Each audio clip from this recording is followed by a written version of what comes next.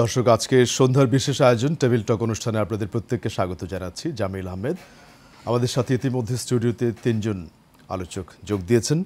প্রথমে তাদেরকে পরিচয় করে দিতে চাই আপনাদের সামনে। আমার ঠিক ডান দিকে প্রথমে আছেন বিএনপির জাতীয় নির্বাহী কমিটির সদস্য শেখ রবিউল আলম। রবিউল ভাই, আপনাকে স্বাগত জানাচ্ছি। ধন্যবাদ। এবং একই সাথে আরও 2 জন আলোচক, তারপরই আছেন অধ্যাপক ডক্টর তৌফিকুল ইসলাম, সভাপতি private university teachers association. Doctor তৌফিক, আপনাকে স্বাগত জানাচ্ছি। ধন্যবাদ। এবং ডক্টরস অ্যাসোসিয়েশন অফ বাংলাদেশ ড্যাবের সাংগঠনিক সম্পাদক ডক্টর সৈয়দ মেহবুবুল কাদির, আপনাকেও স্বাগত জানাচ্ছি। ধন্যবাদ। আমরা মূলত বর্তমান পরিস্থিতি নিয়ে কথা বলছি, সমসাময়িক প্রসঙ্গ নিয়ে। তার মধ্যে মূলত বর্তমান পরিস্থিতি এবং সংকট উত্তরণে রাজনীতিবিদ এবং পেশাজীবীরা কি ভাবছেন, তাদের কথাগুলো নিয়ে আমরা আজকে কথা বলতে চাই। মূলত রাজনীতিবিদদের মধ্যে শেখ রবিউল ভাই আমাদের সাথে আছেন। রবিউল ভাই, আপনাকে দিয়ে প্রথমে একটু শুরু করি যে সাম্প্রতিক পরিস্থিতিগুলো সবই আমরা কম বেশি গণমাধ্যম সহ সব কিছুতেই জানছি। তার মধ্যে যেই কথাটি আমরা সবসময় রাজনীতিবিদদের মুখ থেকে শুনছি যে আগামী নির্বাচন কবে হতে পারে, এটা নিয়ে একটা কিউরিওসিটি যেমন আছে, প্লাস আপনার দলের মহাসচিব স্পেসিফিক্যালি বলেছেন সে বর্তমান অন্তর্বর্তীকালীন সরকারের একটি রোড ম্যাপ থাকা উচিত, যেটি হয়তো রাজনীতিবিদদের কাছে উপস্থাপন করা উচিত বলে। আপনার কিছু অ্যানালিসিস দিয়ে প্রথমে শুরু করি। ধন্যবাদ আপনাকে, ধন্যবাদ সহযোগী আলোচক এবং যারা এই মুহূর্তে এশিয়ান টিভির সাথে যুক্ত আছেন। একটা সংকটকালীন সরকার দায়িত্ব পালন করছে। ছাত্র জনতা, সব রাজনৈতিক দল, সব শ্রেণী পেশার মানুষের সংগ্রামের মাধ্যমেই হচ্ছে আপনার একটা ইতিহাসের নিকৃষ্টতম সরকারের পতন হয়েছে নিকৃষ্টভাবে। এবং তারপর মানুষের অনেক প্রত্যাশা রয়েছে, রাষ্ট্র সংস্কার, বিনির্মাণ, আপনার একটা কার্যকর সংসদ, একটা কার্যকর সরকার, জনবান্ধব সরকার, জনরায়ের ভিত্তিতে। এটাই হচ্ছে মূল প্রত্যাশা মানুষের, মানে একটা রাষ্ট্রের পরিপূর্ণ সংস্কার। এবং সেই প্রত্যাশা এখন নিশ্চয়ই এই অন্তর্বর্তীকালীন সরকারের উপর মানুষ আশা রাখছে। অন্তর্বর্তীকালীন সরকারটা গঠিত হয়েছে, যারা অন্তর্বর্তীকালীন সরকারের প্রধান উপদেষ্টা সহ অন্যান্য উপদেষ্টা যারা আছেন তারা জনগণের আস্থাভাজন, তারা নিরপেক্ষ, তারা দক্ষ, যোগ্য এবং তাদের দেশপ্রেম, অভিজ্ঞতা, এগুলি কোনো ঘাটতি নেই। কিন্তু মানুষের মূল প্রত্যাশাটা কোন জায়গায়? সেটা হচ্ছে অন্তর্বর্তীকালীন সরকার কাজ করবে, রাষ্ট্রকে সঠিক ট্র্যাকে ফিরিয়ে আনার একটা পথ তৈরি করবে। যেই পথটায় জনগণের নির্বাচিত সরকার কাজ করতে বাধ্য থাকবে। রাষ্ট্রের স্বতন্ত্র 3টি সংস্থা, যেমন শাসন বিভাগ, বিচার বিভাগ, আইন বিভাগ, তারা স্বতন্ত্রভাবে রাষ্ট্রের হয়ে ফাংশন করবে, জনগণের হয়ে ফাংশন করবে। সরকারটা হবে শুধুমাত্র শাসন বিভাগ, তার কর্তৃত্ব থাকবে না আইন বিভাগ এবং ধরেন বিচার বিভাগের উপর। এই ধরনের একটা সরকার আমরা চাই। আমরা এমন একটা রাষ্ট্র ব্যবস্থাপনা চাই যেটা হবে ধরেন সাংবিধানিক প্রতিষ্ঠান, সংবিধিবদ্ধ প্রতিষ্ঠান, স্বশাসিত প্রতিষ্ঠান, সেগুলি যথাযথভাবে ফাংশন করবে জনগণের হয়ে, রাষ্ট্রের হয়ে। সরকার জনগণ কর্তৃক নির্বাচিত হয়ে কেবলমাত্র রাষ্ট্র ব্যবস্থাপনার দায়িত্ব পালন করবে এবং জনগণ তার সাংবিধানিক অধিকার নিশ্চিতভাবে সেই রাষ্ট্রে পাবে। এই ধরনের একটা রাষ্ট্রই তো আমরা চাই। এখন ধরেন সেই ধরনের রাষ্ট্রের জন্য দরকার কি? প্রকৃতপক্ষে দরকার হচ্ছে একটা জনগণ কর্তৃক নির্বাচিত সরকার। হ্যাঁ, একটা অন্তর্বর্তীকালীন সরকারের নিশ্চয়ই সেই পথ সুগম করা, সেই পরিবেশ তৈরি করা, কিছু প্রশাসনিক সংস্কার, কিছু হচ্ছে ধরেন আপনার প্রাতিষ্ঠানিক সংস্কার, আমাদের সাংবিধানিক প্রতিষ্ঠানগুলিকে যাতে ফাংশন করে একটা গ্রহণযোগ্য নির্বাচনের জন্য, সবার জন্য যাতে আপনার সব রাজনৈতিক দলের জন্য একটা লেভেল প্লেইং ফিল্ড তৈরি করে, জনগণ অবাধে ভোট দিতে পারে, এই পরিবেশ তৈরি করাটাই হচ্ছে এখন সবচেয়ে মূল লক্ষ্য। নিশ্চয়ই এই অন্তর্বর্তীকালীন সরকার সেদিকে নজর আছে। কিন্তু যেহেতু একটা জরাজীর্ণ শাসন ব্যবস্থা 15 বছরের ছিল, মানুষ দীর্ঘদিন ধরে ভোট দিতে পারে না, মানুষ তার পছন্দের জনপ্রতিনিধি পায় না, তার নির্বাচিত সরকারকে সে শাসন ব্যবস্থায় জনগণের প্রতি বাধ্য থেকে রাষ্ট্র পরিচালনা দেখে না, যার জন্য মানুষের প্রত্যাশাটা হচ্ছে কি অতি দ্রুত প্রয়োজনীয় সময়। আমি প্রয়োজনীয় সময়কে অগ্রাহ্য করতে চাই না, কিন্তু প্রয়োজনটা আবার অজুহাত যাতে না হয়ে যায়। হ্যাঁ, ন্যূনতম প্রয়োজনীয় সময়ে প্রয়োজনীয় সংস্কার করে একটা গ্রহণযোগ্য নির্বাচন আয়োজন করাটা হচ্ছে এটি হচ্ছে প্রথম ম্যান্ডেট, এই প্রথম দায়িত্ব। এখন আপনার তার জন্য তো কিছু প্রাক প্রস্তুতি আছে, কিছু কর্ম পরিকল্পনা থাকা উচিত। সেগুলি অতি দ্রুত আমি আশা করব যে এই সরকার যেটা অন্তর্বর্তীকালীন সরকার, তাদের এই যে কর্মপরিধি এবং কর্মের প্রক্রিয়াটা কতদিনের মধ্যে কিভাবে তারা এই মানে লক্ষ্যে পৌঁছাতে পারবে, যেটিকে আপনার দল থেকে রোড ম্যাপ বলা হয়েছে, সেটিকে পাবলিকলি কর্ম পরিকল্পনা মানে পথনকশা।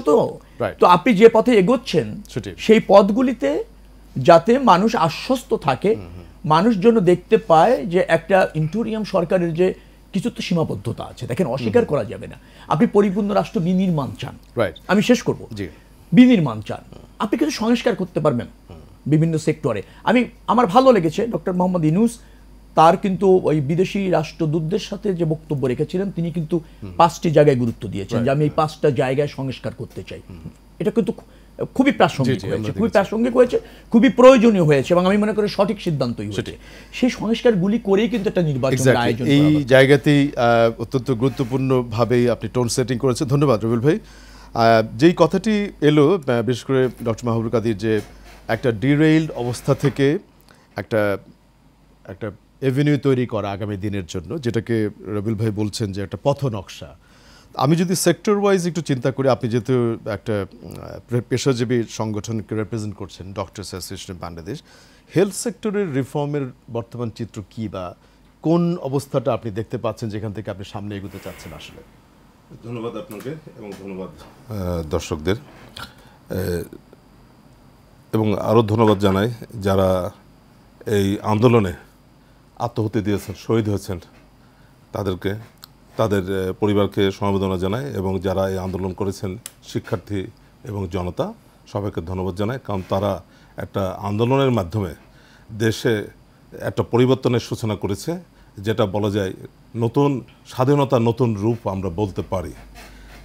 এক্ষেত্রে যেহেতু একটা বিপ্লব হয়েছে, একটা আন্দোলন হয়েছে, একটা বিপ্লব বা আন্দোলনের পরে বাংলাদেশের যে জরাজীর্ণ যে কাঠামোগুলি ছিল, এগুলি বিদীর্ণ করে ভবিষ্যতে আমার পরবর্তী প্রজন্ম এবং বর্তমান যে মানুষ আছে আমার দেশের, তাদের জন্য সুন্দর একটা স্বাস্থ্য কাঠামো গড়ে তোলা, যেখানে আমাদের দেশের জনগণ আন্তর্জাতিক মানের চিকিৎসা সেবা পাবে, এবং সেই সাথে আমার চিকিৎসক সহ আমার স্বাস্থ্যসেবা কর্মী যারা আছে সবাই যেন মানে সুন্দর পরিবেশে তাদের চিকিৎসা সেবা কেন এতদিন পাচ্ছিল না? অবস্টাকল কি ছিল? এখানে সবচেয়ে বড় যেটা অবস্টাকল ছিল দলীয়করণ।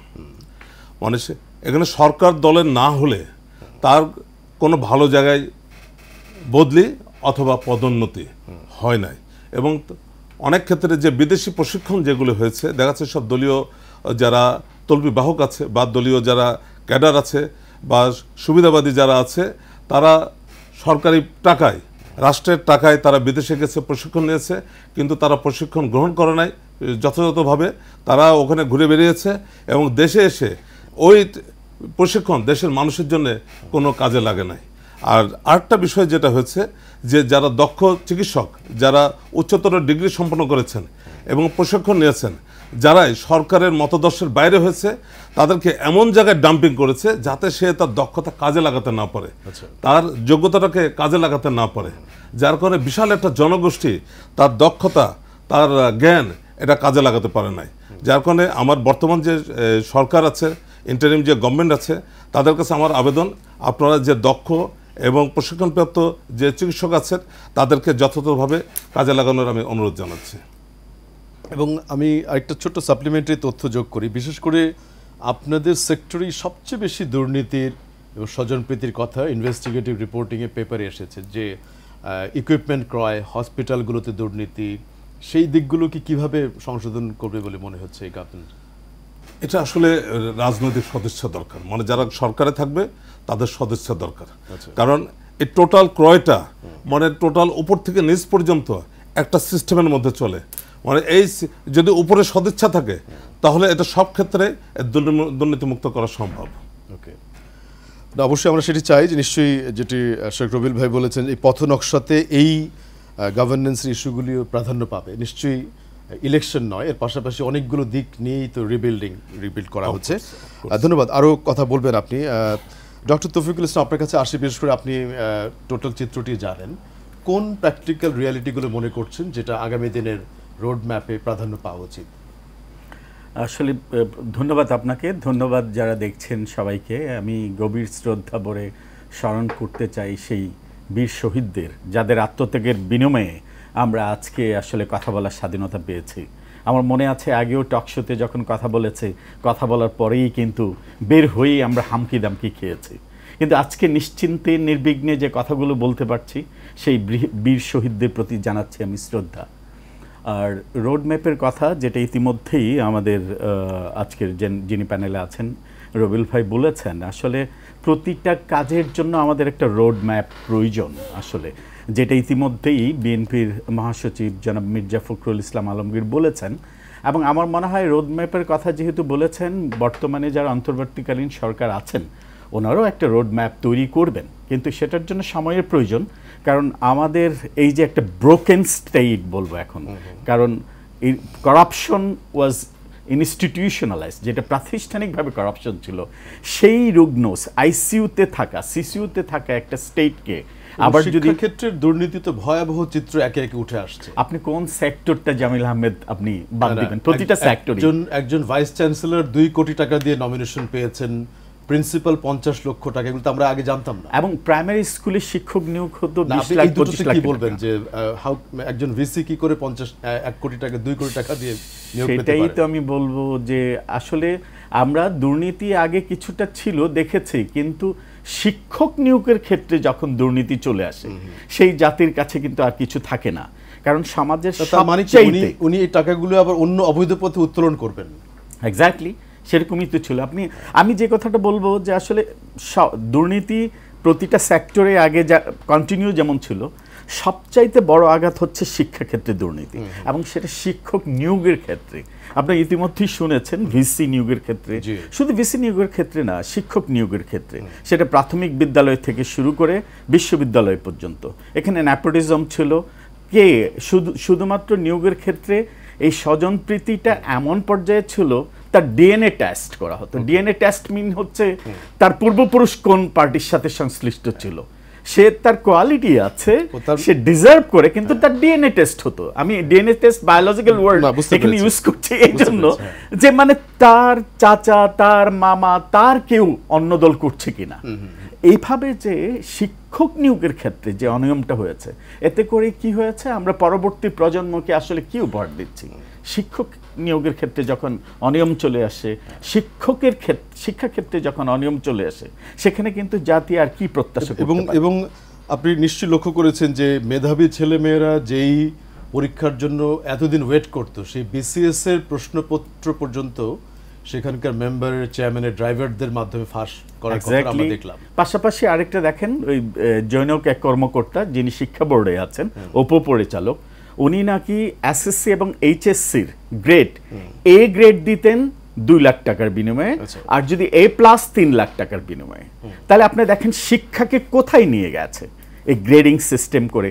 আমরা যখন পড়াতে যাই ক্লাসে, আমরা অবাক হই যে এ প্লাস পাওয়া একটা ছেলের, দেখেন আমাদের সময়ে আমরা যারা প্রথম শ্রেণীতে পাশ করেছি, যেটা আমাদের first division, second division, third division ছিল, প্রথম শ্রেণীতে পাশ করা একটা লোক, একটা ছেলের ওর সাথে কথা বললেই কিন্তু বোঝা গেছে হি ইজ ট্যালেন্ট, আর মেধার আমরা প্রতিস্বাক্ষর পেয়েছি। কিন্তু এখন এ প্লাস পাওয়া একটা ছেলেকে যদি আপনি কথা বলেন, আপনি একটু পরে নিজেই নিজেকে প্রশ্ন করবেন আসলে সে কিভাবে এ প্লাস পেল।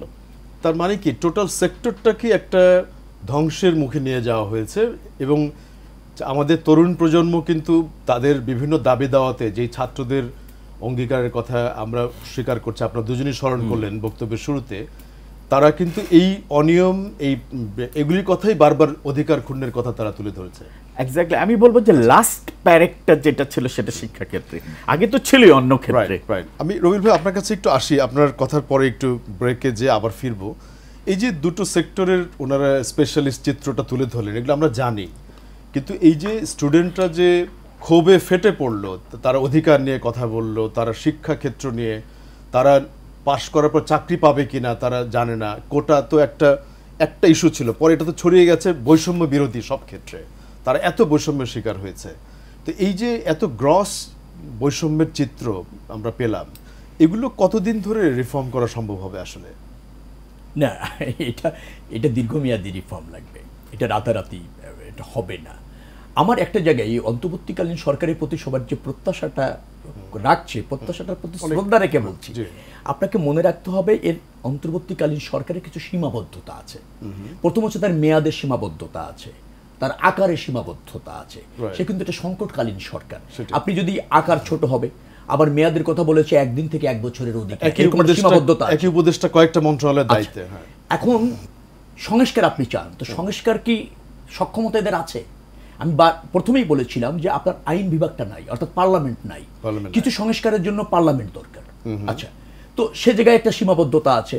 সাংবিধানিক সংস্কার যেগুলি আপনি করবেন, কিছু আছে 2/3 মেজরিটিও দরকার, শুধু পার্লামেন্ট থাকলেও হয় না। আচ্ছা, এই বিষয়গুলি আছে, যার ফলে আমি বলছি এটা একটা সংস্কার শুরু করতে পারবে। রাজনৈতিক দলগুলির যে জরাজীর্ণতা আছে তাদেরকে জবাবদিহিতার মধ্যে এনে তারা কিন্তু যে আপনি টাকে তুলে দিতে পারবেন।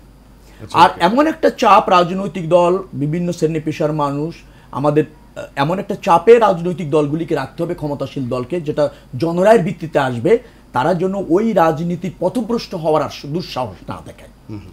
কিছু সীমাবদ্ধতা তাদের রাখতে হবে। যেমন আমাদের দলের যদি 31 দফা দাবি আমরা দিয়েছিলাম জাতীয় সংসদ নির্বাচনের আগে, সেখানে আমরা বলেছিলাম আমরা সাংবিধানিক সংস্কারগুলি করব। আমরা ধরেন আমাদের সাংবিধানিক প্রতিষ্ঠানগুলির নিয়োগ, তার অপসারণ কি হবে, সে ষোড়শ সংশোধনী বিতর্ক হয়েছিল, এগুলো আমরা প্রতিষ্ঠিত করব। আমরা কিন্তু আমরা বলেছি 3টে বিভাগ, শাসন বিভাগ, বিচার বিভাগ, আইন বিভাগ স্বতন্ত্রভাবে ফাংশন করবে। সরকার হবে শুধুমাত্র শাসন বিভাগ। আমাদের কিন্তু ওই 31 দফা দাবির মধ্যে রয়েছে। আমরা এও বলেছিলাম একজন 2বারের বেশি প্রধানমন্ত্রী হতে পারবেন না। সেটাও কিন্তু পার্টির ভিতরে আপনার ইন্টারনাল ডেমোক্রেসি নিয়ে আপনারা কথা বলেছি। আরো বলি, আমি বলেছি রাষ্ট্রপতি এবং প্রধানমন্ত্রীর মধ্যে ক্ষমতার একটা ভারসাম্য হবে। এখন প্রধান নির্বাহী, প্রধানমন্ত্রীর একক আধিপত্য থাকে রাষ্ট্র ব্যবস্থাপনায়, সেটার মধ্যে একটা ব্যালেন্স করার কথা আমরা বলেছি। আমরা এককভাবেও যদি নির্বাচিত হই, তাহলে আমরা একটা জোট সরকার করব, যে সরকার সব মতকে এবং সব ধরেন দলের মেধাকে করে আমরা রাষ্ট্র ব্যবস্থাপনায় তাদেরকে প্রত্যক্ষ অংশগ্রহণের সুযোগ দেব। এই কারেকশনগুলি কিন্তু আছে। এখন আপনি ধরেন যে সংস্কারটা চাচ্ছেন, আমি বারবার বলছি যে অন্তর্বর্তীকালীন সরকার সব সংস্কার করতে পারবে না। প্রকৃত সংস্কারের জন্য নির্বাচিত রাজনৈতিক দল প্রয়োজন ক্ষমতায়, সেটাই কাম্য, সেটাই প্রয়োজন, সেটাই হয়েছে। এখন রাজনৈতিক দলগুলির যে প্রয়োজন রয়েছে সেটা হচ্ছে তাদের সেলফ কারেকশন প্রয়োজন রয়েছে, তাদের জরাজীর্ণ রাজনীতি, ক্ষমতা দখলের রাজনীতি, ক্ষমতায় যে কোনো মূল্যে থাকা রাজনীতির থেকে বেরিয়ে আসতে হবে।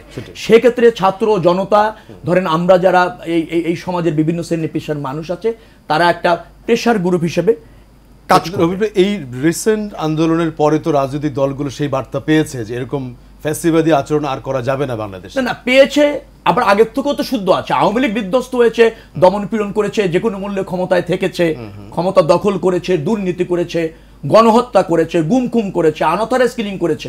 তার মানে সব রাজনৈতিক দল সেরকম করবে এটা ভাবার কোনো সুযোগ নেই। কিন্তু আপনাকে এভাবেও ভাবতে হবে যে রাজনৈতিক দল এবং তার নেতারা 16-17 বছর ধরে অত্যন্ত আপনার জীবনের বিনিময়ে ঝুঁকি নিয়ে গুম হয়ে, ধরেন লক্ষ লক্ষ মামলা ফেস করে, বারংবার গ্রেপ্তার হয়ে কিন্তু এই আন্দোলন করেছে 15-16 বছর। হ্যাঁ, আজকে এক দফা আন্দোলন যখন যেটা হচ্ছিল, ছাত্ররা যখন করেছিল, ছাত্ররা তো প্রথমে সরকার পতনের আন্দোলন ছিল না, তারা চেয়েছিল কি একটা ন্যায্য আন্দোলন। তো গণতন্ত্র এবং ভোটাধিকারের চেয়ে ন্যায্য আন্দোলন আর কি আছে? সেটা আমরা 15-16 বছর ধরে করছি। অর্থাৎ সরকারের পতনটা কিন্তু ওই রাজনৈতিক আন্দোলনে অনিবার্য হয়েছে এবং ছাত্র জনতার নেতৃত্বে সেটা সফল হয়েছে। এ কৃতিত্ব ছাত্রদের, তারা ধরেন অসম্ভবকে সম্ভব করেছে। কিন্তু এই যে শেখ হাসিনার সরকার, যেটা নিকৃষ্টতম সরকার ছিল, সেটা মানুষের কাছে প্রতিষ্ঠিত করে তার পতন অনিবার্য করেছে কিন্তু রাজনৈতিক আন্দোলন। সেটাকে আপনার ভুলে গেলে চলবে না। আমি একটা বাক্য দিয়ে শেষ করব, রাজনৈতিক সরকারের প্রতি অনীহা থাকাটা কিন্তু ভালো না। আপনি রাজনৈতিক সরকার বা নির্বাচিত সরকারের প্রতি আপনার দাবি থাকবে, কারেকশন থাকবে, চাপ থাকবে, এটা কিন্তু আপনার থাকবে।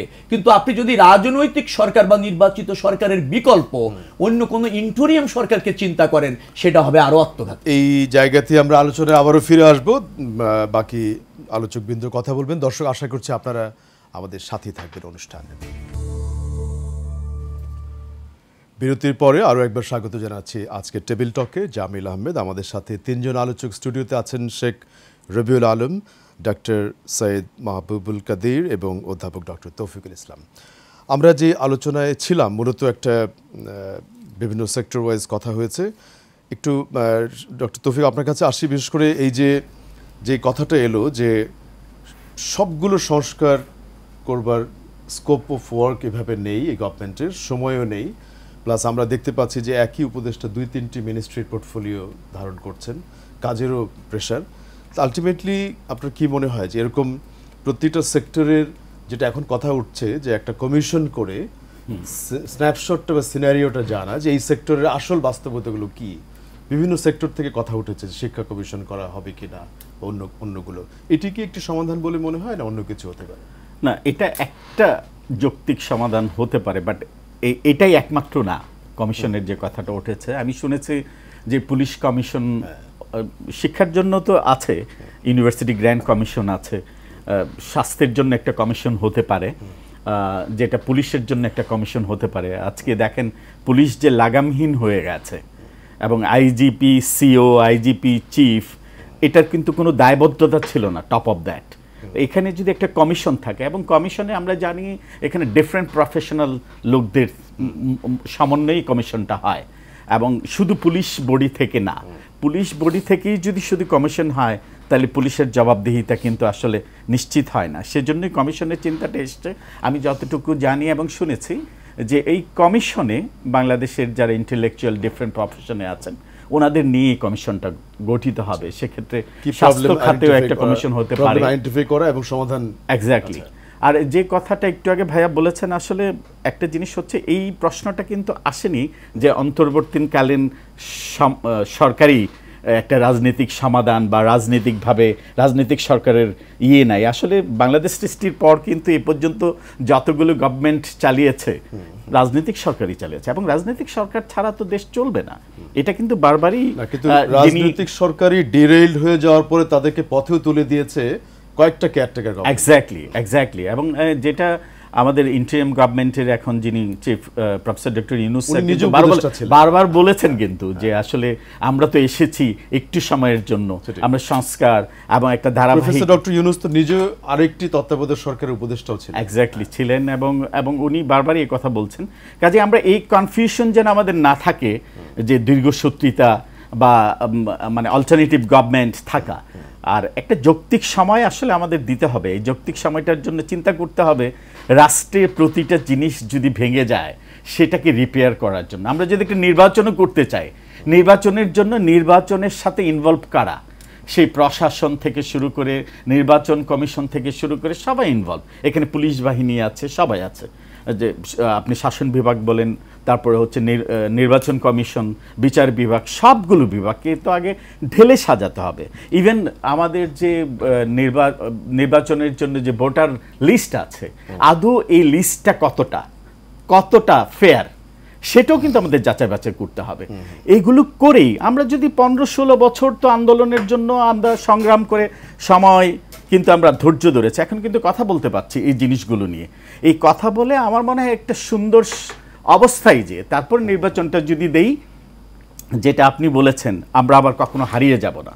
আমাদের ভয় কিন্তু আমরা আবার হারিয়ে যেতে চাই না আগের মতো, আমরা এই এক্সাম্পল তৈরি করতে চাই না। আপনি দেখেন আওয়ামী লীগের সাধারণ সম্পাদক একটা কথা বলেছিলেন, আমরা যদি পরাজিত হই আমাদের 1-2 লক্ষ লোককে মেরে ফেলবে। বিএনপি কি সেটা করেছে? বিরোধী দল কি সেটা করেছে? আপনি খবর নিয়ে দেখেন কয়জন মানুষকে মেরেছে। ওরাই কিন্তু আশঙ্কায় ছিল যে লক্ষ লক্ষ লোক হয়তো মারা যাবে। বিএনপি বা বিরোধী দল সেই কাজটি কিন্তু করেনি। ওরা সবাই কিন্তু ধৈর্যের পরিচয় দিয়েছে, এবং রাষ্ট্রের প্রতিটা মানুষ ধৈর্যের পরিচয় দিচ্ছে, ছাত্র জনতা। এবং যে ছাত্রদের কাছে আশা ছিল মানুষের, ওরা কি করবে, সেই ছাত্ররাই করে দেখিয়েছে। এবং ছাত্রদের সাথে ছাত্র নাগরিক সমাজ, ছাত্র জনতা একত্রিত হয়ে যেভাবে এগিয়ে যাচ্ছে, আমার মনে হয় আমরা একটা সুন্দর বাংলাদেশের দিকে যাচ্ছি, এবং আমরা তাড়াহুড়া করার কিছু নেই। রাইট, আপনি মনে করছেন যে এটা তাড়াহুড়ার চাইতে বরং কংক্রিট কাজগুলি করতে হবে। এক্স্যাক্টলি। ধন্যবাদ। আরও আমরা শুনবো ডক্টর মাহমুদুল কাদির। এই ক্ষেত্রে যেই কথাগুলি এলো বারবারই, যে টাইম ফ্রেমের মধ্যে বেঁধে না দেওয়া সরকারকে, যেহেতু তার হাতে অনেকগুলো এজেন্ডা কাজ, বা তার মধ্যে প্রাইম এজেন্ডাগুলো নিয়ে তারা যাতে কাজ করে, তা আপনার কাছে কি মনে হয় যে এই বিভিন্ন সেক্টর ওয়াইজ এক্সপার্টদের ওপিনিয়ন নিয়ে এই ধরনের কমিশন কিংবা অন্য কাজগুলি করা, অথবা দ্রুত এদের প্রত্যেকের প্রতিষ্ঠানগুলোর প্রধানরা অনেকেই অ্যাবসকন্ডিং, অনেকেই প্রতিষ্ঠান প্রধানরা নেই, ভাইস চ্যান্সেলর বিভিন্ন আপনাদের সেক্টরে অনেকে নেই, সেগুলো ফিল আপ করে ওই প্রতিষ্ঠানগুলো তাদের নেতৃত্বে চালালেই সমাধান হবে বলে মনে হয়? ধন্যবাদ আপনাকে। আসলে আমাদের লক্ষ্যটা কি? একটা সুন্দর বাংলাদেশ, যে বাংলাদেশে মানুষজন নিরাপদে চলাফেরা করতে পারবে, কথা বলতে পারবে এবং সে বৈষম্যের শিকার হবে না এবং তার মেধা এবং যোগ্যতা দিয়ে তার চাকরি বলেন বা শিক্ষা বলেন সব জায়গায় সে সুযোগ পাবে মেধা এবং যোগ্যতার ভিত্তিতে, এবং আমরা এখানে কোনো বৈষম্য দেখতে চাই না। কিন্তু একটা সবচেয়ে দুঃখের বিষয় যেটা হলো যে স্বাস্থ্য সেক্টরে বিগত সরকারের যারা সুবিধাভোগী কর্মকর্তা অনেকে পালিয়ে গেছে, অনেকে আছে। কেন জানি বর্তমান যে ইন্টারিম গভর্নমেন্ট এই স্বাস্থ্য ক্ষেত্রে তাদের সরানোর ব্যাপারে একটু দীর্ঘসূত্রিতা পালন করছে। কারণ এই কর্মকর্তারাই, এই প্রতিষ্ঠান প্রধানের ব্যক্তিরাই তারা কিন্তু শান্তি সমাবেশ করেছে, আর কোনো পেশাজীবী কিন্তু শান্তি সমাবেশ করে নাই। এই চিকিৎসক এবং কিন্তু সমাবেশটা ছিল ছাত্রদের আন্দোলনের বিপক্ষে আছে, এবং তারা আন্দোলনের বিপক্ষে তারা মতামত ব্যক্ত করেছে। সবচেয়ে দুঃখের বিষয় যেটা হয়েছে, যখন 18 তারিখে যে আন্দোলন যখন শুরু হলো এবং তখন ওই সময়ের পুলিশ সহ দলীয় ক্যাডাররা যখন নির্বিচারে গুলি করেছে, নির্যাতন করেছে, বহু শিক্ষার্থী এবং জনতা কিন্তু ইনজুর্ড হয়েছে, আহত হয়েছে। তারা কিন্তু হসপিটালে যেয়ে তারা কিন্তু যথাযথ চিকিৎসাটা পায়নি। তখন চিকিৎসকরা, অনেক চিকিৎসক আছে তারা কিন্তু মানবিক, তারা চিকিৎসা দিয়েছে কিন্তু হসপিটালের রেজিস্ট্রি খাতে নাম তুলে নাই। আপনি যদি রেজিস্ট্রি খাতে নাম না তুলেন তাহলে কিন্তু আপনার নাম কিন্তু এন্ট্রি হবে না। তারা চিকিৎসা দিয়ে একটা সাদা কাগজে ওষুধ লিখে বলেছে ভাই তুমি চলে যাও, পরে আবার দেখাই যাও, মানবিক কারণে। কিন্তু তারা ওই যে রেজিস্ট্রি খাতে তুলতে ভয় পায় নাই, ওই কর্তৃপক্ষের ভয়ের জন্য তার চাকরি চলে যাবে, তার বদলি হয়ে যাবে। তো এখানে এই সেট রেখে আপনি স্বাস্থ্য সেক্টর চালাতে পারবেন না। বিগত সরকারের যারা সুবিধাভোগী আছে তাদেরকে এক্ষেত্রে সরাতে হবে এবং যারা দক্ষ এবং জ্ঞানী তাদেরকে এখানে নিয়ে আসতে হবে। আপনি যদি সিনিয়র শিক্ষকদের সাথে কথা বলেন দেখবেন যে তাদের একটা হাহাকার আছে। তাদের সারা জীবনের যে পদোন্নতির আকাঙ্ক্ষা ছিল তারা কিন্তু যোগ্যতা সত্ত্বেও তাদের চাকরির বয়স সত্ত্বেও এই গভর্নমেন্ট অনেককে ফিরিয়ে আনছে, যারা পদোন্নতি পায়নি তাদের কিন্তু আবার ফিরে দেওয়া হচ্ছে, কিন্তু এটা খুব অপ্রতুল। আমার মনে হয় এই ক্ষেত্রে ওনাদেরকে আরো গতিশীল হতে হবে। এবং আমি চিকিৎসা ক্ষেত্রে আমি বারবার অনুরোধ জানাচ্ছি যে ওনাদের আরো একটু গতিশীলভাবে কাজ করতে হবে এবং অনেক দক্ষ চিকিৎসক যারা পদোন্নতি বঞ্চিত এবং তাদেরকে যোগ্যতা সত্ত্বেও তাদেরকে ওই ইনস্টিটিউটে বা ওই মেডিকেল কলেজ বা ওই হাসপাতালে তাদের কাজ করার সুযোগ দেয়নি, তাদেরকে এমন একটা প্রতিষ্ঠান রাখছে যেখানে তার কাজ করার কোনো সুযোগ নাই। এই বৈষম্যগুলি আমি দ্রুত নিরসন করার জন্য। তার মানে আপনি বলছেন যে যারা মেধাবী যোগ্যতা সম্পন্ন এই ক্রাইটেরিয়াতেই তাদেরকে বিভিন্ন দায়িত্বে প্রদান করা, অন্য কোনো দলীয় পরিচয় না? না, অবশ্যই না। আমরা এই সুন্দর বাংলাদেশে আমরা মেধা এবং দক্ষতার ভিত্তিতে এগিয়ে যেতে চাই। আচ্ছা, আপনি আমি এই কথার সাথে অ্যাড করতে চাচ্ছিলাম। আসলে যখন আমি বলবো আমি রাজনীতি নিরপেক্ষ, এই শব্দটাই আমি রাজনীতি বিজ্ঞানের একজন ছাত্র হিসেবে বলতে চাই, সেটাও রাজনীতিক। আসলে মানুষ স্বভাবতই কোনো না কোনো পক্ষ আছে, হয়তো কেউ এক্সপ্রেস করে কেউ করে না। আমরা যখনই বলি আমি রাজনীতি নিরপেক্ষ, আমি কিন্তু কোনো না কোনো পক্ষ আসলে।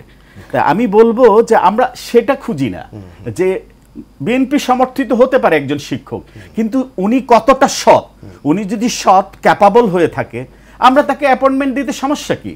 যে বিএনপি সমর্থন করে বিদায় ওনাকে দেওয়া যাবে না, সেই প্রশ্ন কিন্তু আসা উচিত না। আমার কথা হচ্ছে ব্যক্তিগতভাবে হয়তো উনি কোন দলের সমর্থক, বিএনপি, জাতীয় পার্টি, জামাত হতে পারে, সমর্থক হতে পারে, কিন্তু পেশাগতভাবে উনি দায়িত্ব পালন করতে যে উনি নিরপেক্ষ কিনা, উনি ক্যাপাবল কিনা, উনি অনেস্ট কিনা, সেটাই আসলে বিবেচ্য বিষয় হওয়া উচিত বলে আমি মনে করি। রবিউল ভাই, আমরা বিভিন্ন গণমাধ্যমে অনেকবার কথা বলেছি, আমরা সেই সময় কিছু টার্ম শুনতাম যে বাংলাদেশ মিডল ইনকাম থেকে উন্নত দেশের দিকে যাচ্ছে, সিঙ্গাপুর হয়ে যাচ্ছে। এখন শুনতে পাচ্ছি অনেকের মাথা পিছু অনেক লোন, মানে প্রত্যেকটা মানুষের মাথায় কিন্তু লোনের বোঝা। আমরাও তো বিভিন্ন টকশোতে অনেক বক্তাদের বক্তব্য শুনেছি যে বাংলাদেশ অনেক উন্নত হয়ে গেছে। তাহলে এই চিত্র কেন? ভিতরটা ফাঁকা এখন ছিল তো, লুটপাট হয়েছে, 18 লক্ষ কোটি টাকার উপর লোন আছে, আপনি জিডিপির প্রায় 51% কাছাকাছি। জিডিপিটাও ভুল দেখানো হয়েছিল ওই সরকারের আমলে। আমাদের জিডিপি ছিল 29 লাখ কোটি টাকার কাছাকাছি, হঠাৎ করে 14 লাখ কোটি টাকা বাড়ায় 44 লক্ষ কোটি টাকা ঘোষণা করেছিল সরকার।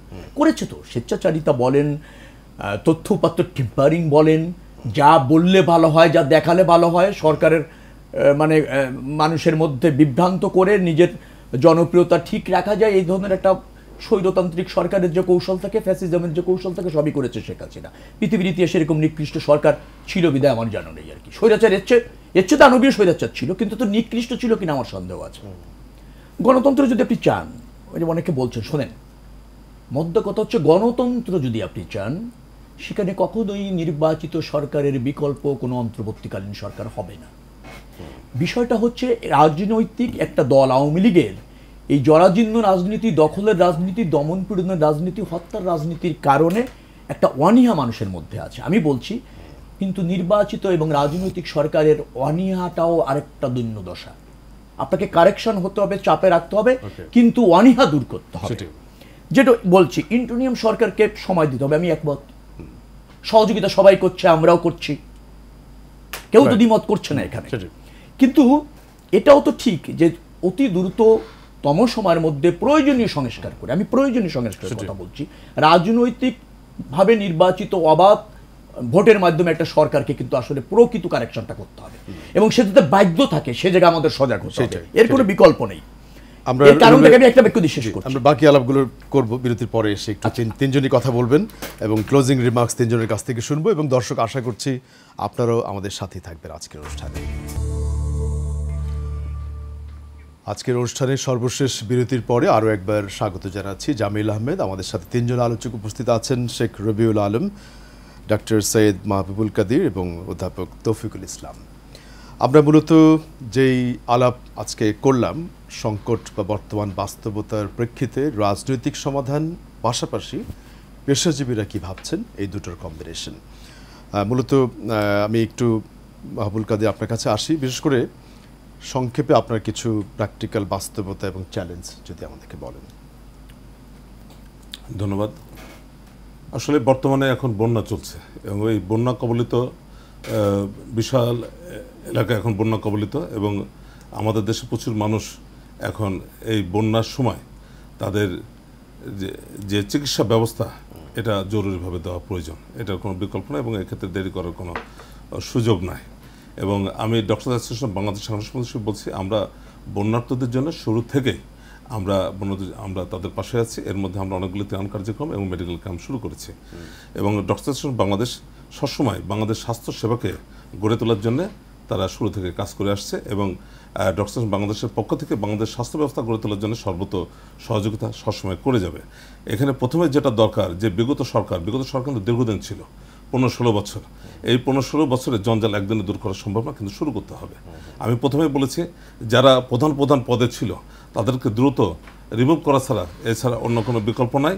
এবং আমি বারবার বলছি যে বিশাল একটা গ্রুপের চিকিৎসক যারা দক্ষ এবং তাদের জ্ঞান হওয়া সত্ত্বেও তারা বঞ্চিত অবস্থায় আছে, এবং তাদেরকে কাজে লাগাতে হবে দেশের প্রয়োজনে, এটার কোনো বিকল্প নাই। এবং এটা ইন্টারিম গভর্নমেন্ট যত দ্রুত এটা শুরু করবে, এটা দেশের জন্য মঙ্গল, এটা মানুষের জন্য মঙ্গল। আপনি যেটা বলছেন সেগুলি কি বিভিন্ন জেলায় সিভিল সার্জন ইনস্টিটিউটগুলির প্রধান, বিভিন্ন মেডিকেল বিশ্ববিদ্যালয়গুলোর দায়িত্বে, এগুলির কথা যেমন স্বাস্থ্য সেক্টরের ডিজি মহোদয় আছেন, এডিজি মহোদয় আছেন, ডিজি এডিজি কিন্তু উভয়ে কিন্তু বিগত সরকারের কিন্তু তারা সুবিধাভোগী মানুষ, বিভিন্ন ইনস্টিটিউটের পরিচালক তারা কিন্তু সুবিধাভোগী মানুষ।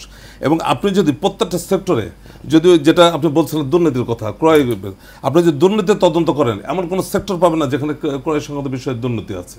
এবং এই দুর্নীতির বিষয়ে এটা শুধু ইন্টারিম গভর্নমেন্ট না, প্রত্যেকটা পলিটিক্যাল পার্টি সহ জনগণের একটা কঠিন সদস্য দরকার। রাইট। এবং পাশাপাশি বন্যার যে চিত্র বললেন, সেক্ষেত্রেও নিশ্চয়ই অ্যাটেনশন দেওয়া প্রয়োজন, যেহেতু মানুষ এখন কষ্টের মধ্যে আছে। অবশ্যই আমরা নিশ্চয়ই কথা বলবো। ডক্টর তৌফিকুল ইসলাম, আপনার কিছু চ্যালেঞ্জ এবং বাস্তবতা। আসলে আমি বিখ্যাত পলিটিক্যাল অ্যানালিস্ট বি মাইলামের একটা কথা দিয়েই শেষ করতে চাই। বি মাইলাম যেটা বলেছিলেন, 75-এ শহীদ প্রেসিডেন্ট জিয়াউর রহমানের যদি মৃত্যু হতেন 81-তে না হয়ে, হয়তো বাংলাদেশ নামক রাষ্ট্রটা লাইবেরিয়া বা আফগানিস্তানের মতো হতে পারত। একইভাবে আমি বলবো, 24-এর এই আন্দোলনে যদি আমরা সফল না হতাম, বাংলাদেশ নামক রাষ্ট্রটা হয়তো লাইবেরিয়া বা আফগানিস্তানের মতোই হতে পারত। তো সবচেয়ে এই আন্দোলনের যেটা শহীদ প্রেসিডেন্ট জিয়াউর রহমান তখন একটা ন্যাশনাল ইউনিটির দিকে যাচ্ছিলেন, এবং অনেক সুফল আমরা অল্প সময়ে দেখতে পেয়েছিলাম। ওনার আসলে জীবন দশা খুব স্বল্প সময়ের ছিল, সেজন্য হয়তো আমরা সাকসেস স্টোরিগুলো সেভাবে দেখতে পারিনি। কিন্তু এখন আমার কাছে যেটা খুব লক্ষণীয় ব্যাপার হচ্ছে যে সবচেয়ে বেশি ক্রাইসিস যেটা ছিল গত 15-16 বছর, জাতিকে বিভক্ত করা হয়েছিল এ বি দিয়ে, যেভাবেই হোক ট্যাগ দিয়ে, এই যে আমি বলেছিলাম ডিএনএ দিয়ে বিভক্ত করা হয়েছিল। সাম্প্রতিক সময়ে কেউ অধিকার নিয়ে কথা বললেই তাকে ট্যাগ দিয়ে দেওয়া হচ্ছে, এবং গত 15 বছরে এটা ছিল এক্সট্রিম লেভেলে। আজকে এই 24-এর আন্দোলন আমাদেরকে যেটা দিয়েছে ন্যাশনাল ইউনিটি, এইটা হচ্ছে আমাদের সবচাইতে বড় পাওয়া। আপনি দেখেন ত্রাণের জন্য কানের দুল ভদ্রমহিলা দিয়ে দিচ্ছে, তার জমানো টাকা বাচ্চা দিয়ে দিচ্ছে, সর্বস্ব দিয়ে মানুষ ঝাঁপিয়ে পড়ছে। অংশগ্রহণ ঢাকার এখন আমি যেটা বলবো যে আমাদের এই ন্যাশনাল ইউনিটির যে স্পিরিটটা আছে, এটা আমাদের ধরে রাখতে হবে। এটা ইন্টারিম গভর্নমেন্ট আছে শুধু এখন না, পরবর্তীতে যেই রাষ্ট্রীয় ক্ষমতায় আসুক, কোন একক দল আসবে না, একক দল, একক নিরঙ্কুশ সংখ্যাগরিষ্ঠ দল আসুক, কোয়ালিশন নিয়ে আসুক, আমাদের সবচাইতে যেটা বড় দায়িত্ব হবে এই ন্যাশনাল ইউনিটিটাকে ধরে রাখা। যেটা হ্যাঁ, এই বিভক্তিটা থাকাতেই কিন্তু আমরা পিছিয়েছিলাম। আমরা অনেক কিছুতে এগিয়েছি, কিন্তু ন্যাশনাল ইউনিটির ক্রাইসিস ছিল।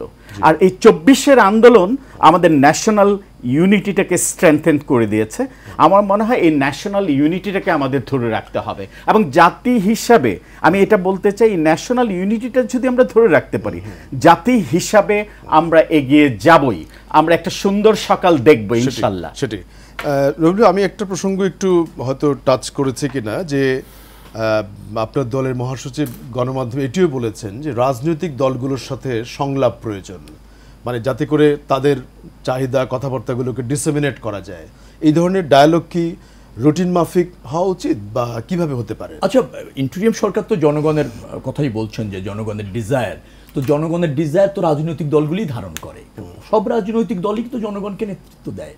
একটা হচ্ছে ভোটের ভিত্তি থেকে রাষ্ট্র পরিচালনা করে, কিন্তু সাধারণ জনগণের প্রতিনিধিত্ব কারা করে? রাজনৈতিক দলই তো করে। সাধারণ মানুষের কল্যাণে, তাদের প্রত্যাশা, তাদের ধরেন আকাঙ্ক্ষা, তাদের সমৃদ্ধি, এটা নিয়ে তো রাজনৈতিক দলের কাজ। তো নিশ্চয়ই সেই সংলাপ তো লাগবেই। আপনি যদি সাধারণ মানুষের সাথে ইন্টারিম সরকারের কানেক্টিভিটি চান, ব্রিজ চান, সেটা তো রাজনৈতিক দলকেই করতে হবে, দিয়েই করতে হবে। আমি একটা জায়গায় রাজনৈতিক দলের সুবিধাটা কি জানেন? রাজনৈতিক দল কিন্তু দীর্ঘমেয়াদী দায়বদ্ধ থাকে জনগণের কাছে, দীর্ঘমেয়াদী। যতদিন দল আছে ততক্ষণ জনগণের কাছে দায়বদ্ধতা আছে। যার জন্য বলছে যে রাজনৈতিক দলগুলির সাথে সংলাপের কোনো বিকল্প নেই। ইন্টারিম সরকারের কয়েকটা জায়গায় আমি মনে করব খুব দ্রুত ফোকাস দেওয়া উচিত। প্রাতিষ্ঠানিক সংস্কার, প্রশাসনিক সংস্কার, নির্বাচন ব্যবস্থাপনার সংস্কার। এটাকে ইম্প্যাসিস দিয়ে তাকে দ্রুততম সময়ের মধ্যে কারেকশন করে কিন্তু নির্বাচনমুখী হতে হবে, রাজনৈতিক দলের সাথে সংলাপ করে। এ ধৈর্য সবাই রাখবে, এই সহযোগিতা সবাই করবে, কিন্তু তাদের লক্ষ্যটা যেন সেই জায়গায় অত্যন্ত বেশি স্ট্রেনদেন হয়। আরেকটা কথা আমি একটু বলতে চাই, আমরা যখন 31 দফা দিয়েছিলাম, সেখানে কিন্তু উনি যেটা বললেন, আমরা বলেছিলাম যে আমরা নির্বাচন ব্যবস্থাপনাকালীন একটা স্থায়ী নিরপেক্ষ সরকারি ব্যবস্থা করব, আমাদের 31 দফার মধ্যে আছে।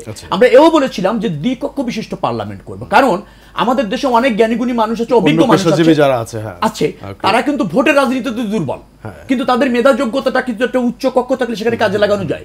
ভোটের রাজনীতিতে তারা হয়তো প্রতিযোগিতায় পারবে না, কিন্তু তাদের অভিজ্ঞতা, দেশ কমিটমেন্ট, তাদের ধরেন মেধা প্রজ্ঞাটাকে আমরা উচ্চ কক্ষে রেখে জাতির প্রয়োজনে ব্যবহার করতে চাই। আমি দায়িত্ব নিয়ে বলছি, বিএনপি যে 31 দফা দ্বাদশ নির্বাচনের আগে দিয়েছিল, সেটা যদি পরিপূর্ণ করার আমাদের অঙ্গীকারাবদ্ধ আমরা, তাই তো, সেটা হলেই এদেশের আমূল পরিবর্তন হবে। এবং আমি বিশ্বাস করি জনরায়ের ভিত্তিতে বিএনপি সেই কাজটি করার জন্যই এই ধরেন জনগণের সাথে আছে, আন্দোলন সংগ্রামে ব্রত আছে।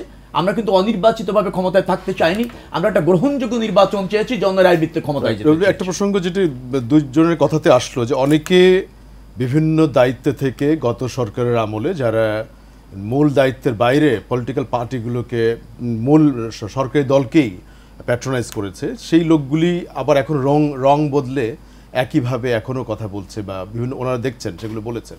আছে ব্যাপক, সর্বত্রই আছে, সর্বত্রই আছে। যিনি আওয়ামী লীগের ছিলেন, লোকাল মানুষ সুবিধা নিয়েছেন ব্যাপক হারে, আওয়ামী লীগ সেজেছিলেন, অথবা ধারণ করতেন আওয়ামী লীগের আদর্শ, এখন অন্য দল ধারণ করে তার সমাজে সেই কর্তৃত্ব বজায় রাখতে চাচ্ছেন, প্রতিষ্ঠানগুলিতেও চাচ্ছেন। সে ব্যাপারে সজাগ থাকতে হবে। আপনি এটা এটা অনাকাঙ্ক্ষিত, কিন্তু এ পরিপূর্ণ দূর করার জন্য আমি আবারও বলছি যে জনগণের ভোটে নির্বাচিত সরকার ছাড়া সে বৈধ হয়ে কাজ করতে পারে না। সব ইন্টেরিয়াম সরকার একটা সীমাবদ্ধতা থাকে। উনি ন্যাশনাল ইউনিটির কথা বলেছে, আমি একমত, কিন্তু আপনাকে এটা মনে রাখতে হবে ন্যাশনাল ইউনিটি হবে ন্যাশনাল প্রয়োজনে, জাতীয় প্রয়োজনে। সব বিষয়ে ন্যাশনাল ইউনিটি হবে না, দ্বিমত থাকবে, ওটাও গণতন্ত্রের সৌন্দর্য। আমি আপনার সাথে দ্বিমত করব, আমি আপনার সাথে প্রতিযোগিতা করব, আমি জনগণের উপর আস্থা রাখবো, আমার রাজনৈতিক দর্শন ভিন্ন হবে, এটাই কিন্তু যেটাকে বলা হয় বহুত্ববাদের যে গণতন্ত্র বলেন সেইটা। আপনি যদি কর্তৃত্ববাদে যান তাহলে কোনো সময় ন্যাশনাল ইউনিটি বাধ্য করা যাবে না, ন্যাশনাল ইউনিটি ক্রিয়েট হবে, কিন্তু সেখানে জাতীয় প্রয়োজন থাকতে হবে। নিশ্চয়ই জাতীয় প্রয়োজন আমাদের ন্যাশনাল ইউনিটি হবে। জি, আপনি কিছু যোগ করতে চাচ্ছেন? আমি আসলে ডিভাইড করতে চাচ্ছি না। আমি ব্যাপারটা হচ্ছে ন্যাশনাল ক্রাইসিস যখন আসবে তখনই ন্যাশনাল ইউনিটি প্রয়োজন। এবং রাজনৈতিকভাবেও কথা বলার জন্য যে একটু আগে যে কথাটা ভাইয়া বলেছেন, এটা সত্যি যে জবাবদিহিতা রাজনৈতিক দল করবে। সেই জবাবদিহিতা যদি শেখ হাসিনা রেজিম বাংলাদেশ আওয়ামী লীগ করতো তাহলে তো এই জীবন দশা হতো না। আমরা কিন্তু কথা যখন বলবো রাজনৈতিক দল জবাবদিহিতা করবে, আমি কিন্তু সেখানে আওয়ামী লীগকে রাখতে চাই না। আপনি যদি ডালাবাবু বলে ফেলেন যে হ্যাঁ রাজনৈতিক দল জবাবদিহিতা করবে, আমি এই ক্ষেত্রে আপনার সাথে স্ট্রংলি ডিসএগ্রি। এই জন্য ডিসএগ্রি কারণ আওয়ামী লীগ তো সেটা করেনি, জবাবদিহিতা করেনি। করতো যদি, আজকে তো দেখেন 15-16 বছরে মানুষের মধ্যে সে অবিশ্বাস চলে এসছে। আওয়ামী লীগ যেটা করেছে, আপনি আওয়ামী লীগ করেনি মানে অন্য রাজনৈতিক দল না এমনটি না, সেটাকে যারা ভাবে, সেটাকে যারা ভাবে তাদের আমার কথা শেষ করতে, না আমি শেষ করে দিচ্ছি। কথাটা হলো আপনি যদি ওই সময় কম বলছে, আপনি যদি ওইভাবে ভাবেন যে আওয়ামী লীগ করেনি এবং অন্য রাজনৈতিক প্রতি যদি আপনি আওয়ামী লীগের অপকর্ম দিয়ে অনীহা তৈরি করেন, সেটা বড় সংকট তৈরি করবে। আমি বলছি রাজনীতিতে সংশোধনের প্রয়োজন আছে। আর আমি বলছি কোন কথা, যে অন্তর্বর্তীকালীন সরকারের যতটা দায়বদ্ধতা থাকে তাতে রাজনৈতিক সরকারের বেশি দায়বদ্ধতা থাকে, কারণ তাদের রাজনীতি করতে হয় জনগণের কাছে দীর্ঘমেয়াদী ভাবে দায়বদ্ধ হয় এবং সেটাকে অন্যভাবে নির্বাচনী আসনগুলোতে তাদের জনগণের কাছে যেতে হয়। একদম আমরা শেষের দিকে 30 সেকেন্ডে কোনো কমেন্ট আপনার আছে তাহলে শেষ করব। লাস্ট ক্লোজিং আমি চিকিৎসা ক্ষেত্রে বৈষম্য নিরসন চাই। যারা বিভিন্ন সময় বঞ্চিত হয়েছে তাদেরকে সেই বঞ্চনার অবসান করে সামনে নিয়ে আসা। রবিউল ভাই 30 সেকেন্ডে একটা কোনো কমেন্ট আগামী দিনের জন্য? না, আমি মনে করছি যে এখনো পর্যন্ত ইন্টেরিয়াম সরকার যেভাবে এগোচ্ছে সঠিক ট্র্যাকে আছে, তাদের সময় দেওয়ার প্রয়োজন আছে। আমার বিশ্বাস তারা ন্যাশনাল সেন্টিমেন্টটা বোঝে এবং তারা এও বিশ্বাস করে বাংলাদেশে একটা জনগণের অবাধ ভোটে নির্বাচিত সরকারি সব সমস্যার সমাধান করবার জন্য উপযুক্ত। এটা নিশ্চয়ই ইন্টেরিয়াম সরকার বোঝে, তারা নিশ্চয়ই সেই লক্ষ্যে কাজ করছে। আমাদের সহযোগিতা করতে হবে, জাতি হিসেবে, রাজনৈতিক দল হিসেবে আমরা সেটা করব। ডক্টর তৌফিক, লাস্ট কমেন্ট। বাংলাদেশের সবচাইতে বড় বিরোধী দল বলেন আর দল বলেন এই মুহূর্তে বাংলাদেশ জাতীয়তাবাদী দল বিএনপি সহ সকল দলের একটাই কথা ছিল, এই ইন্টেরিয়াম গভর্নমেন্টকে একটা যৌক্তিক সময় দেওয়া। আমিও মনে করি একটা যৌক্তিক সময় দেওয়া উচিত। অবশ্যই আপনাদের তিনজনকে ধন্যবাদ জানাবো আজকের আলোচনায় এসে যোগ দেওয়ার জন্য, এবং দর্শক যারা আমাদের সাথে ছিলেন আপনাদেরকে ধন্যবাদ। আগামীতে অন্য কোনো বিষয়ে আমরা আবারও কথা বলবো। সেই পর্যন্ত ভালো থাকবেন এই আশাবাদ জানিয়ে আজকে এখানেই শেষ করছি।